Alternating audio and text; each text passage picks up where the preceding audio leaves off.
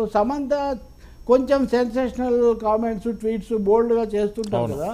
ఆమె తెలుగు పరిశ్రమలో కూడా ఉంది, ఇది ఎందుకు బయటపెట్టరని ఆమె అడిగారు. సమంత అడిగిన తర్వాత ఆమె సుమ అడిగారు, నందిని రెడ్డి అడిగారు, లేడీ డైరెక్టర్ మంచు లక్ష్మి అడిగారు, ఆ కమిటీ సభ్యులు కూడా ఝాన్సీ మన యాంకర్ ఝాన్సీ అడిగారు. వీళ్ళందరూ ఏం స్పందనే లేదే. అనేక విషయాల్లో సాహసంగా ఉండే మనం ఎందుకు అలా విషయంలో ఎందుకు వెనకడుగు? ఏంటి అమాచ్యులు పాత్రలు కూడా ఇందులో ఉన్నాయనా అనుకోవచ్చా? చాలా పేర్లు అవన్నీ విడుదల చేశారు కదా. ఇప్పుడు ఇందులో కూడా మళ్ళీ వాళ్ళ పేర్లు వీళ్ళ పేర్లు వాళ్ళు చెప్తూ ఉంటారు. అప్పుడు ఆ అమ్మాయి వచ్చి ఇప్పుడు మళ్ళీ ఆమెకి రాజకీయ కలర్ మీరు ఆమెను ఇంటర్వ్యూ కూడా చేసినట్టున్నారు కదా.